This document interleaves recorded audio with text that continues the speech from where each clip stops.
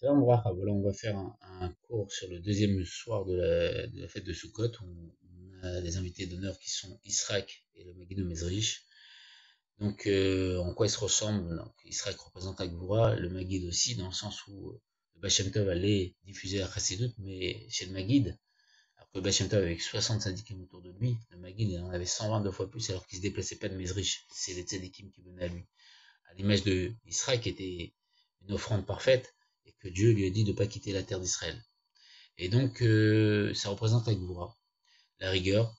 La rigueur, c'est le fait de faire un travail intérieur profond. La ira, la crainte de Dieu. Et on sait que la ira, c'est ce qui permet, ça représente l'or, un matériau encore plus élevé que le chesed, la bonté ou l'amour, qui représente le kesef, l'argent.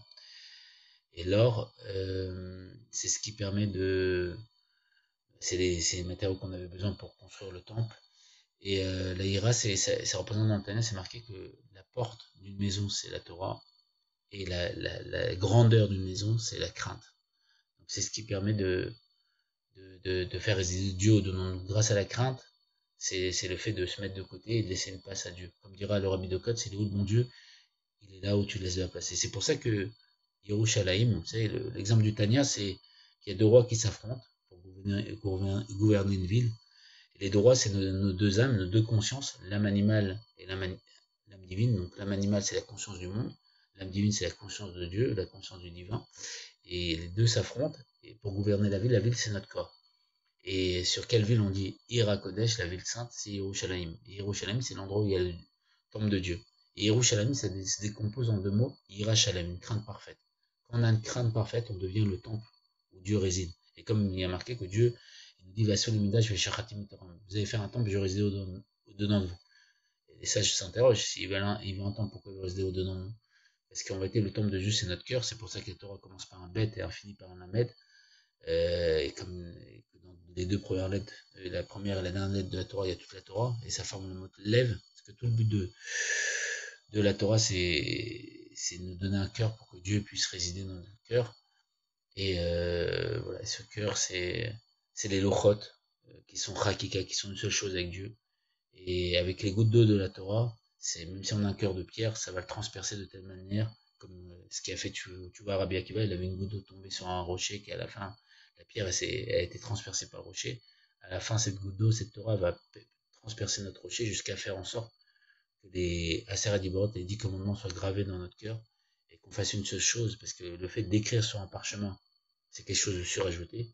Quand c'est gravé, ça fait une seule chose. Le fait qu'on soit gravé, qu'on soit uni avec Dieu complètement.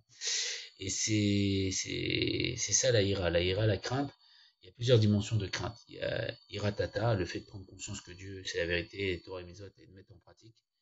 Et il y a ira ila, la crainte supérieure. La crainte supérieure, c'est qu'on devient complètement une autre personne. On a compris, et à ce moment-là, on devient une autre personne parce qu'on se met de côté, comme dira le Rabbi Code, c'est là où mon Dieu, il est là où on laisse de la place, on se met de côté, et Dieu réside au-dedans de nous, on fait de la place à Dieu au-dedans de nous. Et, euh, et Irad Bochet, c'était la dimension de Moshe Rabbeinu, c'est la crainte de la honte. C'est que quand on aime profondément quelqu'un, on a peur de le décevoir et de baisser dans son estime. Donc c'est un niveau de crainte très élevé, c'est la crainte de décevoir Dieu et de vouloir toujours être exemplaire et se comporter de la meilleure façon pour pas baisser dans son estime et le décevoir. Et il y a aussi Irat Aromim, la crainte du vertige. Et la crainte du vertige, c'est ce que Avram il avait quand Dieu lui apparaissait, il tombait sur sa face. C'est un vertige devant la grandeur de Dieu, et Dieu nous apparaît, on est déséquilibré devant sa grandeur, il n'y a rien d'autre à part lui, tout est lui, et on perd pied, quoi, devant sa grandeur.